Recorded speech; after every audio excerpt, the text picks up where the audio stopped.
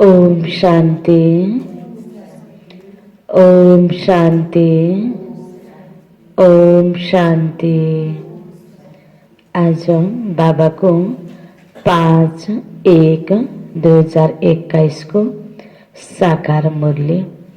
मुरली को मुख्य सार में, मीठे बच्चे, तुम्हारे मुख से कभी भी हे ईश्वर, हे बाबा शब्द नहीं निकलना चाहिए।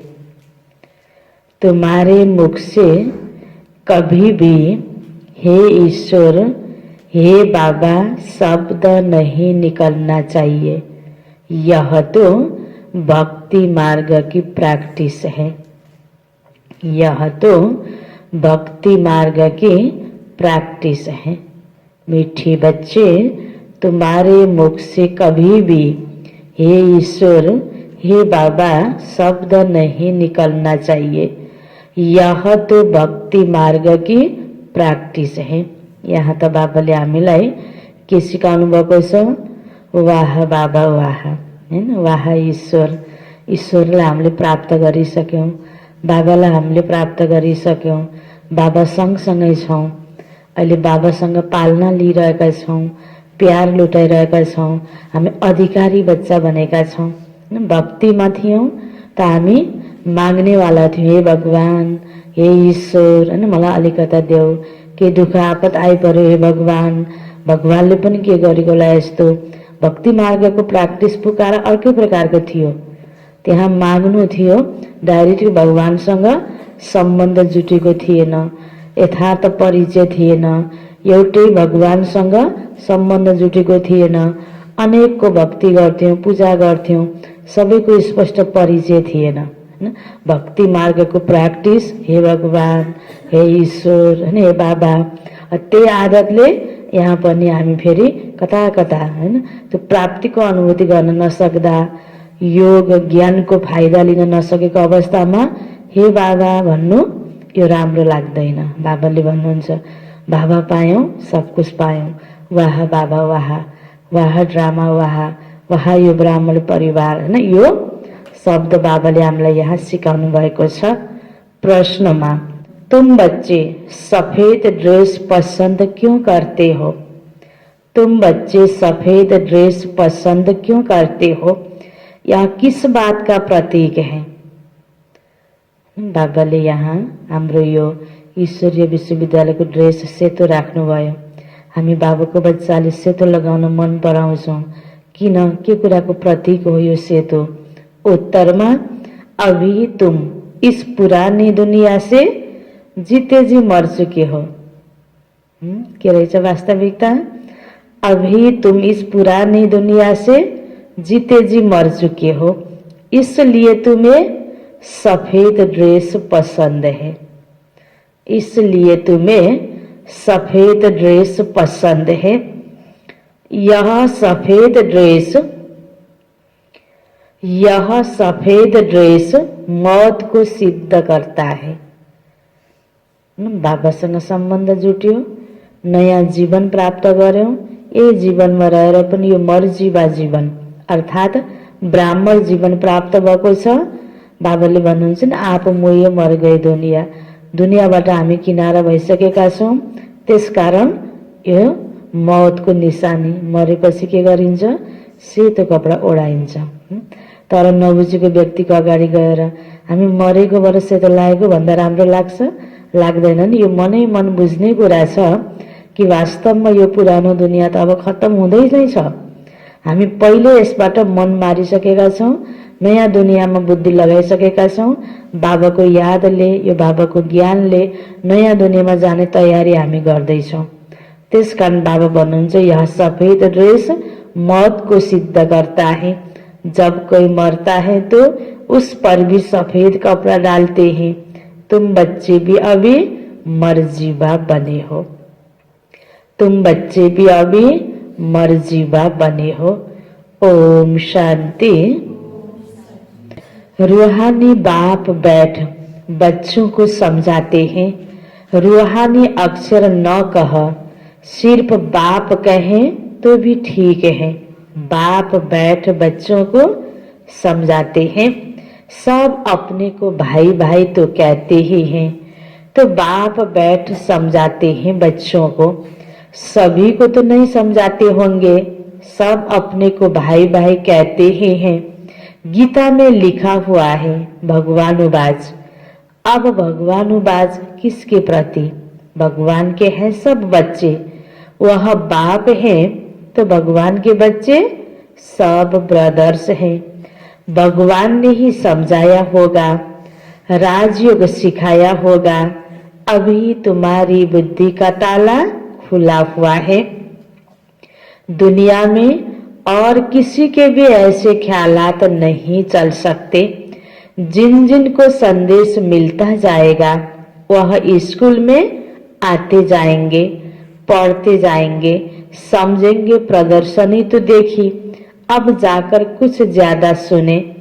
पहली पहली मुख्य बात है ज्ञान का सागर, पतित पावन, गीता ज्ञानदाता शिव भगवानुवाच। पहले पहले उनको यह पता पड़े कि इन्हों को सिखलाने वाला अथवा समझाने वाला कौन है। परम पिता परमात्मा को बच्चा, संसार को सबै आत्माहरू दाजुभाइ हैन, भाइ भाइ हैन, आत्मिक रूपमा भाइ भाइको नाता। त बाबाको परिचय सबैभन्दा पहिला हामीले दिनु छ कि ज्ञान सागर, पतित पावन, ज्ञानको दाता, गीता ज्ञानको दाता शिव बाबा यति बेला ज्ञान दिन आउनुभएको छ, जो सबै आत्माको पिता हुनुहुन्छ। त बाबा भन्नुहुन्छ उनीहरूलाई यो जानकारी हुनुपर्छ कि यहाँ यो पढाउनेवाला को हुनुहुन्छ त वास्तवमा? वही गीता ज्ञानदाता बाबा हुनुहुन्छ। यो कुरा सबैलाई सुनाउने, चाहे प्रदर्शनीमा हो हैन, चाहे कहीँ पनि कोही प्रोग्राममा हो, बाबा भन्नुहुन्छ अरूलाई यो सत्य ज्ञान बुझाउनुको आवश्यकता छ। वह सुप्रीम सोल ज्ञान का सागर निराकार है, वह तो है ही ट्रूथ, सत्य, तो वह सत्य ही बताएंगे। फिर उसमें और प्रश्न नहीं उठ सकता। पहले पहले तो इस पर समझाना है। हमको परमपिता परमात्मा ब्रह्मा द्वारा राजयोग सिखलाते हैं। यह राजाई पद है जिसको निश्चय हो जाएगा कि जो सबका बाप है वह पारलौकिक बाप बैठ समझाते हैं, वही सबसे बड़ी अथॉरिटी है। तो फिर दूसरा कोई प्रश्न उठ ही नहीं सकता। वह है पतित पावन, तो जब वह यहाँ आते हैं तो जरूर अपने टाइम पर आते होंगे शिव बाबा है ना, पढ़ाउनको लागि। तो तुम देखते भी हो यह वही महाभारत लड़ाई है जो देखाइएको छ शास्त्रमा। अब यति बेला यही समय आएको छ। विनाश के बाद फिर वैश्लेष दुनिया होनी है। यह है विशेष दुनिया। यह मनुष्य नहीं जानते कि भारत ही वैश्लेष था। कुछ भी बुद्धि नहीं चलती। गॉडरेज का ताला लगा हुआ है, उसकी चाबी एक बाप के पास ही है। अहिले बाबाले यो चाबी हरेक बच्चालाई दिनुभएको छ। बुद्धिमा जो गडरेजको ताला लागेको छ, पक्का ठप्पा लागेको छ, ताला लागेको छ, त्यो बाबाले खोल्दै हुनुहुन्छ। दुनियाँको आयु कति हो, सृष्टिको आयु, युगको आयु कति हो, हामीले यहाँ कति जन्म लियौं, अब अहिलेको समय भने कस्तो चलिरहेको छ, यति बेला हामीले के कर्तव्य गर्नुपर्छ, यसरी आत्माको बारेमा, परमात्माको बारेमा, समयको बारेमा, कर्तव्यको बारेमा बाबाले अहिले कति क्लियरसँग स्पष्ट बुझ्ने गरेर हामीलाई बुझाइरहनु भएको छ। बुद्धिलाई खोलिदिइराख्नु भएको छ बाबाले। उसकी चाबी एक बाप के पास है, इसलिए उनको ज्ञान दाता, दिव्य चक्षु विदाता कहा जाता है। ज्ञान का तीसरा नेत्र देते हैं। यह किसी को पता नहीं है कि तुमको पढ़ाने वाला कौन है।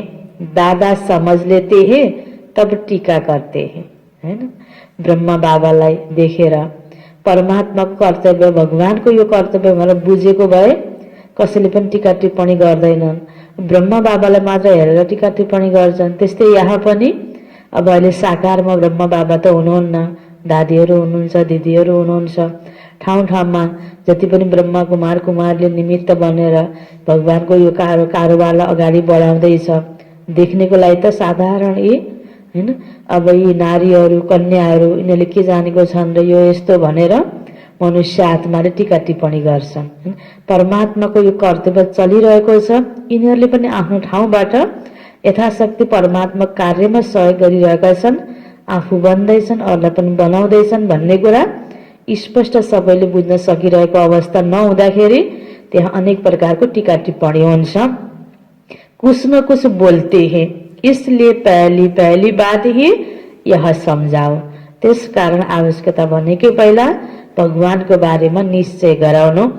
इसमें लिखा हुआ भी है, शिव भगवानुवाच वह तो है ही ट्रूथ।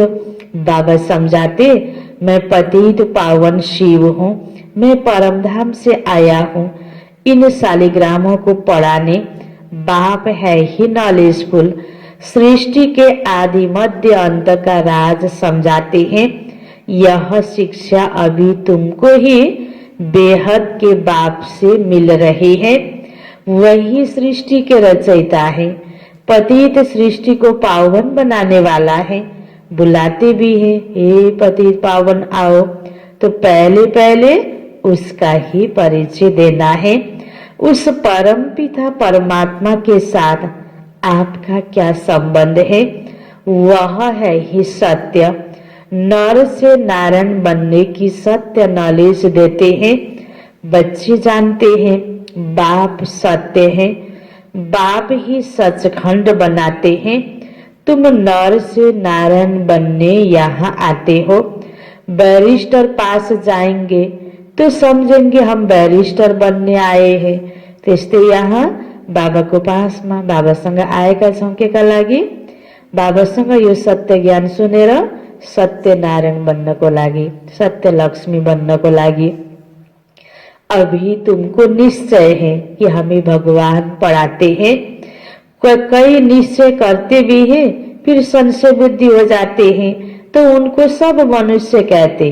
तुम तो कहते थे भगवान पढ़ाते हैं, फिर भगवान को छोड़ क्यों आए हो? अब भगवानले पढाउनुहुन्छ भन्दै ज्ञान सुन्न आउँदैछ, अनि कतिपय सानोतिनो कुरामा हैन ज्ञानलाई मात्र हेर्ने, प्राप्तिलाई मात्र हेर्ने नभएर आँखा त जताततै जान्छ हैन। आउँदै गर्दाखेरि सबै कुरा त सबै ठाउँमा सबै व्यक्तिले सक्षम भएर सबै कुरा भने जस्तो त गरेको हुँदैन। तलमाथि केही कुराहरू हुन्छ, संशय आउँछ, छोडिदिन्छ। अनि तपाईँ त जाने गर्नुहुन्थ्यो नि ओम शान्तिमा, अहिले जानुहुन्न। अनि फेरि आइरहेको देख्नेले त त्यही भन्ने गर्छन्, संशय आने से भागंती हो जाते हैं, कोई न कोई विकर्म करते हैं। भगवानुवाच काम महाशत्रु है, इन पर जीत पाने से ही तुम जगत जीत बनेंगे। जो पावन बनेंगे वही पावन दुनिया में चलेंगे। यहाँ है ही राजयोग की बात, तुम जाकर वहां राजाई करेंगे। बाकी जो भी आत्माएं हैं वह अपना हिसाब किताब चुकतू कर वापिस अपने घर चली जाएगी। यह कयामत का समय है। अब यह बुद्धि कहती है सतयुग की स्थापना जरूर होनी है। पावन दुनिया सतयुग को कहा जाता है। बाकी सब मुक्ति धाम में चले जाएंगे, उनको फिर अपना पाठ रिपीट करना है। तुम भी अपना पुरुषार्थ करते रहते हो। पावन बन और पावन दुनिया का मालिक बनने के लिए, मालिक तो सब अपने को समझेंगे ना, प्रजा भी मालिक है। अभी प्रजा भी कहती है ना हमारा भारत, बड़े ते बड़े मनुष्य सन्यासी आदि भी कहते हमारा भारत। तुम समझते हो इस समय भारत में सभी नरकवासी हैं। अभी स्वर्गवासी बनने के लिए हम राजयोग सीख रहे हैं। सब तो स्वर्गवासी नहीं बनेंगे, यह अभी ज्ञान आया है। सबै अब शरीर छोड्दै स्वर्गवासी हुँदै अब यही भावना छ नि, तर सबै स्वर्गवासी हुन सक्ने अवस्था रहेनछ। यो ज्ञान त अहिले हामीलाई स्पष्ट भयो नि। जो आत्माले स्वर्गमा जन्म लिनुको पुरुषार्थ गरेको हुन्छ, मेहनत गरेको हुन्छ, त्यही अनुसारको आफ्नो आदत संस्कार हैन आफ्नो अवस्था बनाएको हुन्छ, ऊ मात्र स्वर्ग भएको अवस्थामा जन्म लिन आउने रहेछ। ताकि फिर द्वापरबाट जब नरक सुरु हुन्छ अनि फेरि जन्म लिन आउने। सबैको पाठ स्वर्गको हुँदैन। वो लोग जो सुनाते हैं, शास्त्र सुनाते हैं, वह है शास्त्रों की अथॉरिटी। बाबा कहते यह भक्ति मार्ग के वेद शास्त्र आदि सब पढ़ने से नीचे उतरते जाते हैं। यह सब है भक्ति मार्ग। बाबा कहते जब भक्ति मार्ग पूरा होगा तब ही मैं आऊंगा। मुझे ही आकर सब भक्तों को भक्ति का फल देना है। मेजॉरिटी तो भक्तों की है। सब पुकारते रहते हैं ना, हे गॉड फादर। भक्तों के मुख से ओ गॉड फादर, हे भगवान अक्षर जरूर निकलेगा। अब भक्ति और ज्ञान में तो फर्क है ना।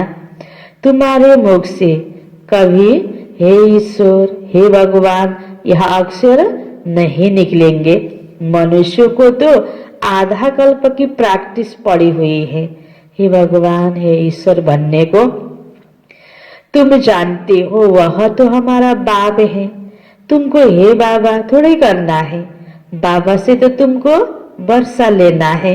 पहले तो यह निश्चय है हम बाबा से वर्षा लेते हैं। बाप बच्चों को वर्षा लेने का अधिकारी बनाते हैं। यह तो सच्चा बाप है ना। बाप जानते हैं यह हमारे बच्चे हैं जिन्हों को हम ज्ञान अमृत पिलाए, ज्ञान चिता पर बिठाए, घोर नींद से जगाए, स्वर्ग में ले जाता हो। बाबा ने समझाया है आत्माएं वहां शांति धाम और सुख धाम में रहती हैं। सुख धाम को कहा जाता है वैसलेस वर्ल्ड। संपूर्ण निर्विकारी देवताएं हैं ना, और वह है स्वीट होम। तुम जान गए हो कि हमारा होम वह है। हम एक्टर्स उस शांति धाम से आते हैं यहाँ पाठ बजाने।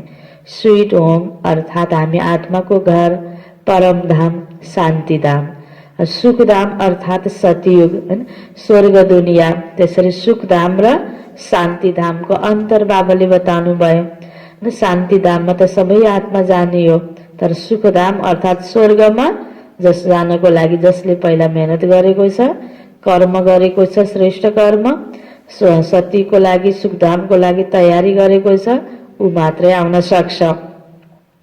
हम आत्मा यहाँ के रहवासी नहीं है। यह एक्टर्स यहाँ के रहवासी होते हैं। सिर्फ घर से आकर ड्रेस बदल कर पाठ बजाते। हामी आत्माहरू त परम धामबाट यहाँ आएका हौं। शरीर रूपी ड्रेस लगाएर एक्ट गर्दैछौ। तुम तो समझते हो हमारा घर शांति धाम है। वहां हम फिर वापस जाते हैं।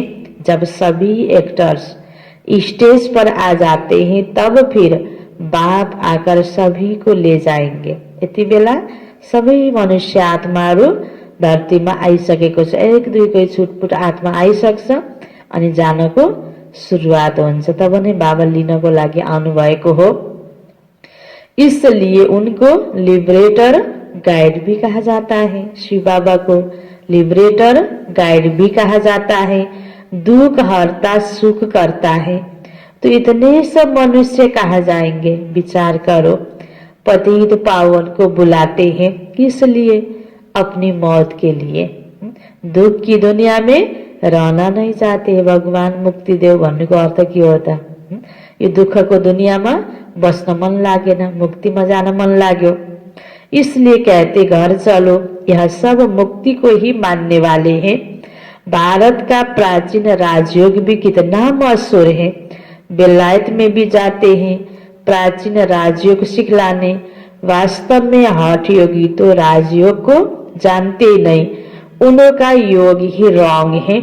इसलिए तुम्हें जाकर सच्चा राजयोग सिखाना है। मनुष्यों को सन्यासियों की कफनी देख उनको कितना मान देते हैं। बौद्ध धर्म में भी सन्यासियों को कफनी पहनी हुई देख उनको मानते हैं। सन्यासी तो बाद में होते हैं। बौद्ध धर्म में भी शुरू में कोई सन्यासी नहीं होते। जब पाप बढ़ता है बौद्ध धर्म में तब सन्यास धर्म स्थापन होता है। शुरू में तो वह आत्माएं ऊपर से आती हैं, उनकी संख्या आती है। शुरू में सन्यास सिखलाकर क्या करेंगे? सन्यास होता है बाद में। यह भी यहाँ से कॉपी करते हैं। क्रिश्चियन में भी बहुत है जो सन्यासियों का मान रखते हैं। कफनी की जो पैरवाइश है वह हठ योगियों की है। तुमको तो घरबार छोड़ना नहीं है, न कोई सफेद कपड़े का बंधन है, परंतु सफेद अच्छा है। कंपल्सरी पनि छैन, यो ड्रेस हो भने हामीले लगाउन पनि सक्छौं, नलगाउँदा पनि कंपल्सरी छैन। बाबा भन्नुहुन्छ तिमी सन्यासी त होइन जो कि एकपल्ट सन्यास धारण गर त्यो ड्रेस लगाएपछि अब फर्केर घर जान पनि हुँदैन, जाँदाखेरि फेरि अनि त्यो गयो भने ढुङ्गा हान्नु पर्छ अरे भन्ने पनि गाइन्छ। सन्यासी हुनको लागि त्यो एकपटक हैन कपाल काटेर या कुनै पनि ड्रेस लगाउन कुनै पनि विधिले उसले त्यो सन्यास लिने भन्ने हुन्छ नि। हाम्रो त स्कुल हो, पढ्न आउने जाने हैन, ड्रेस लगाउने, राम्रो लाग्छ लगाउने। त बाबाले भन्नुहुन्छ यो कोही सन्यासीको तरह हठयोगीको तरह पनि होइन। तुमको तो घर बार छोड़ना नहीं है, न कोई सफेद कपड़े का बंधन है, परंतु सफेद अच्छा है। तुम भट्टी में रहे हो तो ड्रेस भी यह हो गई है। आजकल सफेद बहुत पसंद करते हैं। मनुष्य मरते हैं तो भी सफेद चादर डालते हैं। तुम भी अभी मर्जीबा बने हो तो सफेद ड्रेस अच्छी है। सफेद पवित्रताको लागि, सेवा भावको लागि, कुनै पनि कारणमाले यो जुन यसको प्रतीक हैन, यो सेतो रंग हो, सेतो कपडा हो। बाबाले भन्छ लगाउनु मरेको व्यक्तिलाई पनि सेतो कपडा ओढाइन्छ। त्यस्तै बाबा भन्नुहुन्छ तिमीले पनि यो सेतो लगाउँछौ त राम्रो छ।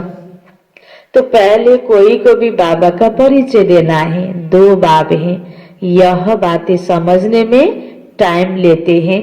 प्रदर्शनी में इतना समझा नहीं सकेंगे।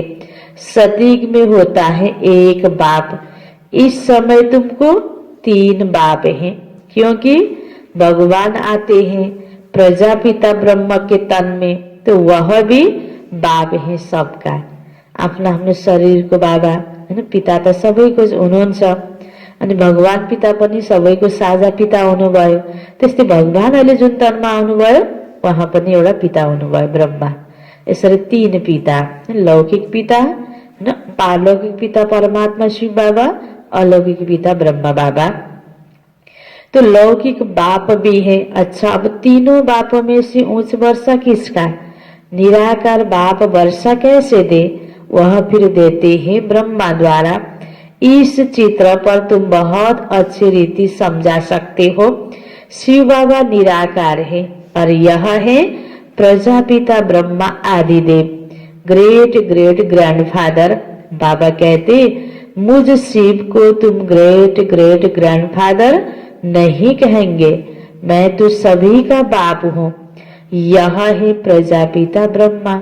यो ब्राह्मण सिजराको, यो मनुष्य सृष्टिको पिताको पनि पिता, पिताको पनि पिता, पितामह भनौँ या आदि पिता भनौँ, ब्रह्म बाबा हुनुभयो। शिव बाबा त निराकार, उहाँ त सदा ही आत्माको पिता। त्यसकारण ग्रेट ग्रेट ग्रैंडफादर आदिदेव ब्रह्म बाबालाई भनिन्छ, शिव बाबालाई होइन। मैं तो सभी का बाप हूँ, यह है प्रजापिता ब्रह्मा। तुम हो गए सब बहन भाई, बाल स्त्री पुरुष है, परंतु बुद्धि से जानते हैं हम भाई बहन हैं। बाप से वर्षा लेते हैं। भाई बहन आपस में क्रिमिनल असल्ट कर न सके। अगर दोनों की आपस में विकारी दृष्टि खींचती है तो गिर पड़ते हैं, बाबा को भूल जाते हैं। बाबा कहते तुम हमारा बच्चा बन, मुंह काला करते हो। बेहद का बाप बच्चों को बैठ समझाते हैं। तुमको यह नशा चला हुआ है, जानते हो गृहस्थ व्यवहार में भी रहना है, लौकिक संबंधियों को भी मुंह देना है, तोड़ निभाना है। यो बाबाले भने अनुसारको पुरुषार्थ पनि गर्नु छ। ज्ञान योगमा हैन समय पनि दिनु छ, तर आफ्नो लौकिक कर्तव्यलाई पनि पूरा गर्नु छ, हैन सम्हाल्नु छ। दुवैतर्फ बैलेंस राख्नु पर्छ। लौकिक बाबा को तो तुम बाबा कहेंगे ना, उनको तो कोई भाई नहीं कह सकते हो। ऑर्डिनरी वे में बाप को बाप ही कहेंगे। बुद्धि में है यह हमारा लौकिक बाप है। एक परम पिता परमात्मा को संतान संसारको सबै आत्माहरू भाइ भाइ यो हिसाबले त सबै भाइ भाइ हो।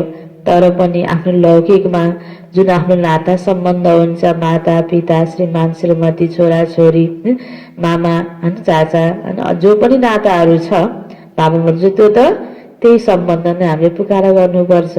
त्यो सम्बन्ध त होइन साधारण तरिकाले त्यो सम्बन्धमा त्यही नै हामीले भाइ भन्न त मिल्दैन नि। पितालाई भाइ होइन यसरी भन्न त राम्रो लाग्दैन।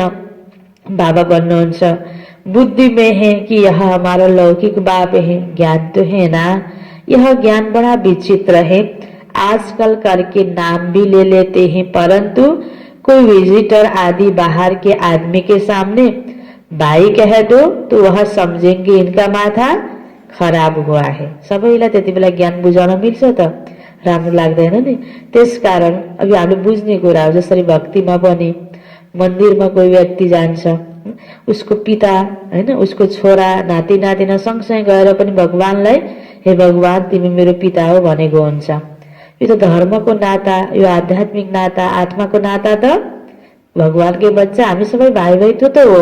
यो मन मनै बुझ्ने कुरा हो होइन। त बाबा भन्नुहुन्छ अगाडि सम्बोधनमै भाइ भन्न त मिल्दैन। इसमें तो बड़ी युक्ति चाहिए। तुम्हारा गुप्त ज्ञान है, गुप्त संबंध है, इसमें बड़ा युक्ति से चलना है। लेकिन एक दो को रिगाड़ देना अच्छा है, लौकिक से भी तोड़ निभाना है। बुद्धि चली जानी चाहिए ऊपर। हम बाबा से वर्षा ले रहे हैं, बाकी चाचे को चाचा, बाबा को बाबा कहना पड़ेगा। कोही कोही होइन ज्ञानमा आएपछि अब बाबाले जुन यो रियल ज्ञान बताउनु भएको, वास्तविक ज्ञान यो मनमा राखेर पुरुषार्थ गर्ने हो। अब आफूले सुधार्नु पर्ने कतिपय धारणा बाँकी छन्। बाबाले भन्नुहुन्छ बच्चे क्रोध गर्न हुँदैन, बच्चे झुट बोल्न हुँदैन, बच्चे यसो गर्न हुँदैन। बाबाले भनेको कुरा गर्न कति बाँकी छन्। एकैचोटि परिवारमा गएर भाइ भाइ भनेर उच्चारण गर्न थालेर, श्रीमानलाई पनि भाइ, श्रीमतीलाई बहिनी भन्न थालेर त डिसर्भिस भएको हो नि। हामीले ज्ञानको गहिरो जो गर्नुपर्ने जीवनको धारणा, जसले आफूमा पनि सन्तुष्टि आउँछ, प्रसन्नता आउँछ, अरू आत्मालाई पनि हामीले त्यही फिलिङ गराउन सक्छौँ। यसको प्राप्तिलाई हेरेर गर्नुपर्ने धारणा गर्दैनौँ। बाहिर समाजले जुन कुरामा टीका टिप्पणी गर्ने हो, जुन कुरा विरोध गर्यो, ती कुराहरू पहिल्यै पालन गरिदिन्छौँ। एकैचोटि अज्ञान सुन्ने बित्तिकै सेतो कपडा लगाएर आइदिन्छौँ। यो कुरामा हामीले ध्यान दिनुपर्छ। सेतै कपडा लगाउँदैमा पक्का ज्ञानी भन्ने हुँदैन, भाइ भाइ भनेर उच्चारण गर्दैमा पक्का ज्ञानी भन्ने हुँदैन। मेन कुरा त हाम्रो पुरानो आदतलाई हामीले मेटाउने हो नि। घरमा हामी नरिसाइकन नम्र भएर युक्तिले उनीहरूलाई आफ्नो स्थानमा राखेर अनि बिस्तारै ज्ञानको प्रभाव उनीहरूमा पार्ने, उनीहरूलाई पनि बरु भगवानको परिचय दिने हो। आफूले बुझ्यो अनि एकदम विरोध गरेर झगडा गरेर दिनदिनै मूल्य सुन्न आएर पनि हो यो त कति पक्का रहेछ भनेर कतिपयले महिमा गर्दाखेरि राम्रो त लाग्छ, तर उसले उतापट्टि के गरिरहेको छ त्यो पनि ध्यान दिन जरुरी हुन्छ। हामी दुवै तरफ तोड निभाउनु पर्छ। घरमा डिस्टर्ब गर्दै झगडा गर्दै दिनदिनै जानुपर्छ भनेर आएको छ भने पनि त्यो राम्रो लाग्दैन। ब्यालेन्स मिलाउँदै आउनु। भले एक दिन छुट होस्, बाबाले त भन्नुपर्छ मूल्य मिस गर्न हुँदैन हो, तर त्योसँग ब्यालेन्स मिल्ने गरेर अरू कतिपय बाबाको डाइरेक्सन छ नि, ती कुरालाई पनि सँगसँगै लानुपर्छ। पढ्नुपर्छ, राम्रोसँग राति उठेर पढ्नुपर्छ भनेर। जस्तो स्कुलमा पनि विद्यार्थी रातभरि घोकेर मात्र हुँदैन। अनि एउटा गाह्रो विषयलाई बढी मेहनत गर्नुपर्छ भनेर बढी बढी गाह्रो विषयलाई रटेको रटे गर्ने, अर्को विषय पढेन भनेर पनि हुँदैन। हरेक तरिकाले ब्यालेन्स मिलाउनु पर्छ नि। यो त आफ्नो घरको परिस्थिति, आफ्नो परिवारजनहरू, आफ्नो स्थान कस्तो छ त्यो आधारमा सबैलाई यो डाइरेक्सन पनि सबैले तुरुन्त त्यसरी नै सिधा सिधा एकै नासले पालन गर्न मिल्दैन। त्यसकारण एउटाले मैले त यस्तो गरेको हो कि तिमीले पनि यस्तै गर भनेर सिकाउन पनि कतिपय ठाउँमा मिल्दैन। यो आफ्नो परिस्थिति अनुसार, घरको वातावरण अनुसार यथाशक्ति अनि हामीले यही किसिमले यो बाबाको कुराहरूलाई ग्रहण गर्नुपर्छ ताकि डिसर्भिस पनि नहोस् हैन।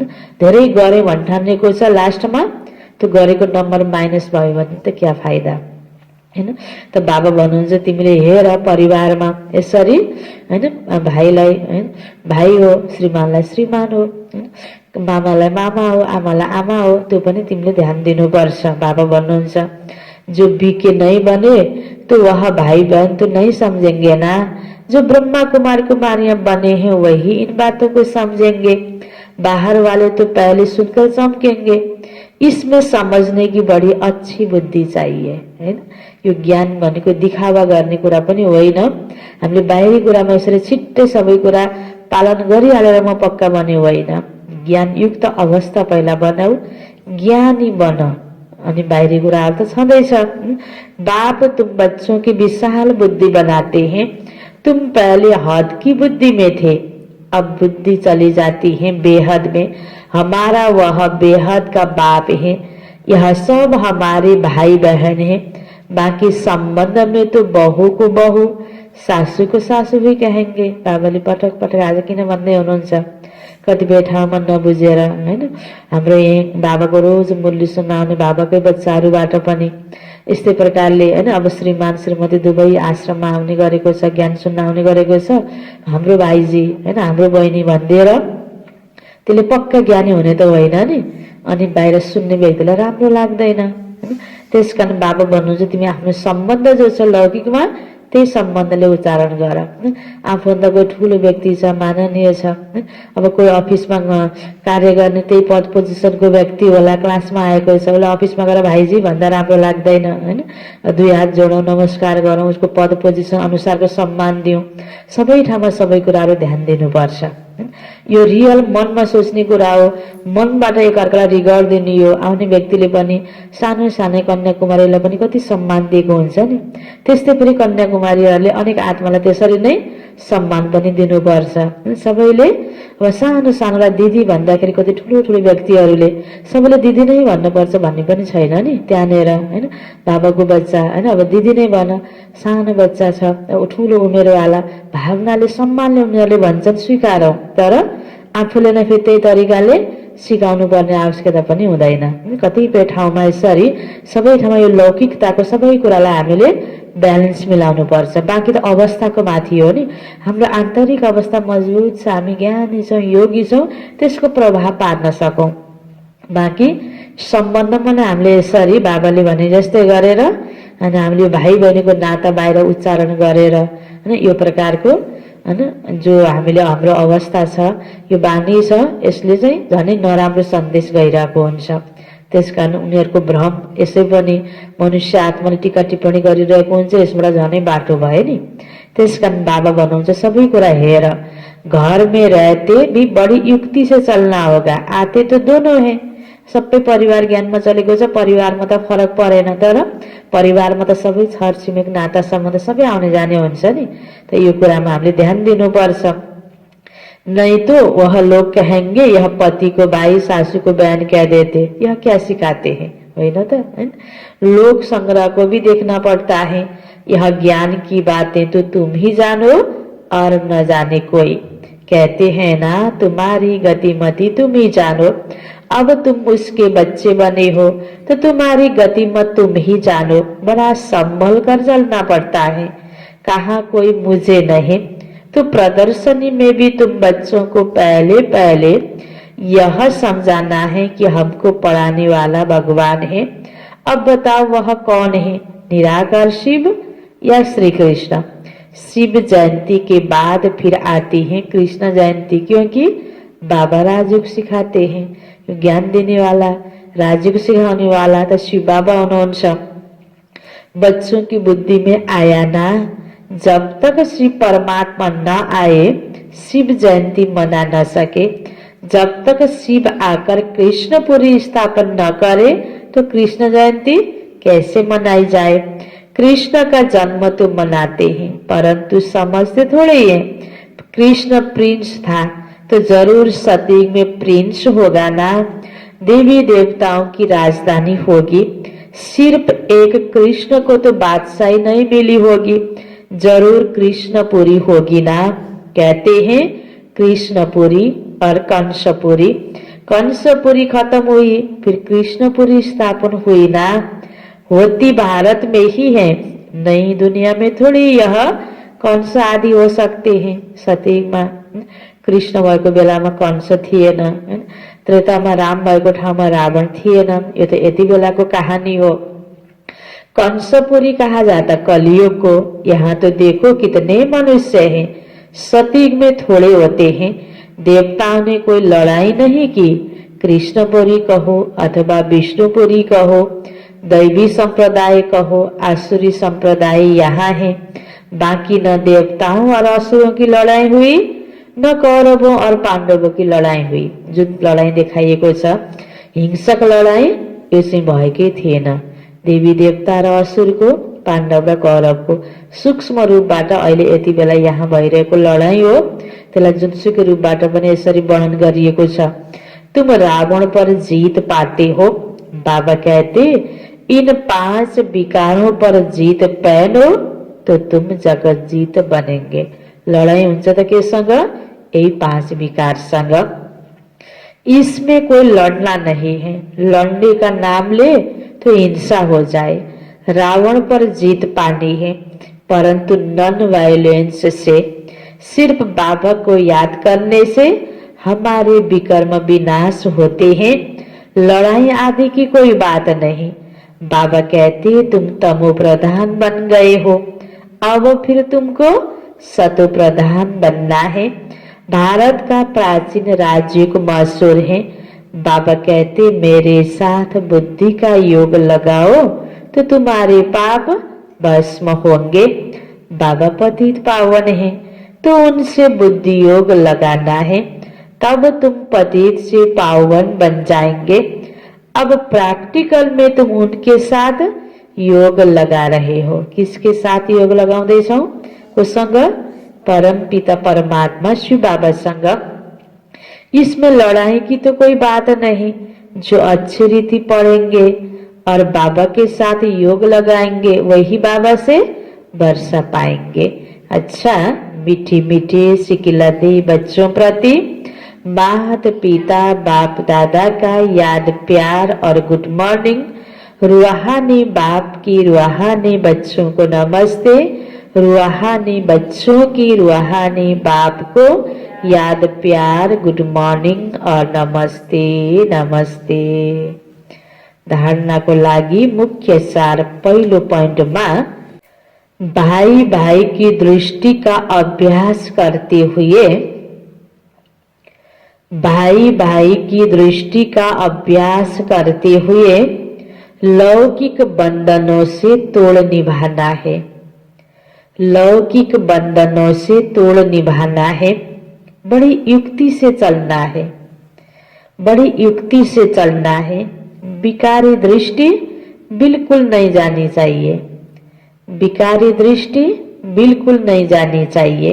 क़यामत के समय संपूर्ण पावन बनना है। क़यामत के समय संपूर्ण पावन बनना है। दूसरा पॉइंट, बाप से पूरा वर्षा लेने के लिए अच्छी रीति पढ़ाई करनी है।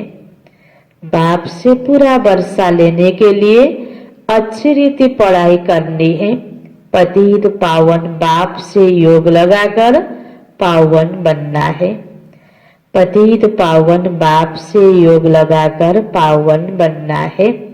वरदान, कमजोरियों को फुल स्टॉप देकर, कमजोरियों को फुल स्टॉप देकर अपने संपन्न स्वरूप को प्रख्यात करने वाले साक्षात्कार मूर्त भव। कमजोरियों को फुल स्टॉप देकर अपने संपन्न स्वरूप को प्रख्यात करने वाले साक्षात्कार मूर्त भव। इसको विस्तार में, विश्व आपके कल्प पहले वाले संपन्न स्वरूप पूज्य स्वरूप का स्मरण कर रही है। पहिला हामी देवता थियौं, त्यो स्वरूपको अहिले पूजा भइरहेको छ भक्तिमा। इसलिए अब अपने संपन्न स्वरूप को प्रैक्टिकल में प्रख्यात करो। जुन स्वरूपको पूजा भएको छ, बाबाले याद दिलाउनु भयो बच्चे, अब फेरि तिमीलाई त्यो स्वरूप प्राप्त गर्नु छ। त्यो स्वरूप तिम्रो बनाऊ। बाबा भन्दै हुनुहुन्छ बीती हुई कमजोरियों को फुल स्टॉप लगाओ। दृढ़ संकल्प द्वारा पुराने स्वभाव संस्कार को समाप्त करो। दूसरों की कमजोरियों की नकल मत करो। अवगुण धारण करने वाली बुद्धि का नाश करो। के गर्न बाबा भन्दै हुनुहुन्छ आफ्नो कमजोरीलाई फुल स्टप लगाइदेऊ, त्यो फेरि नआओस्, खतम हैन। त अगर रहल पहल छ भने पनि त्यसलाई अब मेटाउनेको मेहनत गर्न पर्छ। दृढ संकल्प गरेर पुरानो स्वभाव संस्कारलाई समाप्त गर्न पर्छ। आफूभित्रको समाप्त गर्ने हो, अर्काको नकल गरेर थप्ने होइन। कमी कमजोर उसले यसो गरे त्यही भएर मैले पनि यसो गरेको भन्न मिल्ने रहेछ त? मिल्दो रहेनछ नि। उसले गर्ने गर्यो, तिमीले के गर्ने हो त हैन। आफ्नो कर्तव्य हामीले आफूलाई हेर्नुपर्छ। अवगुण धारण करने वाली बुद्धि का नाश करो। यो ज्ञान धारण गर, गुण धारण गर, यो सद्बुद्धि जो बाबुले दिनुभएको छ यसलाई प्रयोग गर। अवगुण धारण करने वाली बुद्धि का नाश करो। दिव्य गुण धारण करने वाली सतो प्रधान बुद्धि धारण करो, तब साक्षात्कार मूर्त बनेंगे। स्लोगन, अपने अनादि और आदि गुणों को स्मृति में रख। अपने अनादि और आदि गुणों को स्मृति में रख, उन्हें स्वरूप में लाओ। अनादि गुण भनेको आत्माको गुण, आदि गुण भनेको देवी देवताको स्वरूप हुँदाखेरिको गुण। यो दुवै गुणलाई स्मृतिमा ल्याऊ भनेर बाबा भन्दै हुनुहुन्छ। मुरलीको सारमा थियो, मीठे बच्चे तुम्हारे मुख से कभी भी हे ईश्वर, हे बाबा शब्द नहीं निकलना चाहिए। यह तो भक्ति मार्ग की प्रैक्टिस है। तुम बच्चे सफेद ड्रेस पसंद क्यों करते हो? यह किस बात का प्रतीक है? अभी तुम इस पुरानी दुनिया से जीते जी मर चुके हो, इसलिए तुम्हें सफेद ड्रेस पसंद है। यह सफेद ड्रेस मौत को सिद्ध करता है। जब कोई मरता है तो उस पर भी सफेद कपड़ा डालते हैं। तुम बच्चे भी अभी मर्जीवा बने हो। अच्छा, ओम शान्ति। आजको लागि ब्रह्म बाबा समान बन्नको लागि पोइन्ट छ, सदा फल की इच्छा से मुक्त, इच्छा मात्रम अविद्या। ब्रह्म बाबा ने कोई भी कर्म के फल की इच्छा नहीं रखी। हर वचन और कर्म में सदैव पिता की स्मृति होने के कारण फल की इच्छा का संकल्प मात्र भी नहीं रहा। निष्काम वृत्ति से सबकी पालना की। पुरुषार्थ के प्रारब्ध की नॉलेज होते हुए भी उसमें अटैचमेंट नहीं रही। ऐसे आप बच्चे भी नाम मान शान की इच्छा से परे इच्छा मात्रम अविद्या की स्थिति में रह सेवा करो। इस विधि से सबकी पालना करो, तब समा के ऊपर परवाने फिदा होंगे। अच्छा, ओम शांति।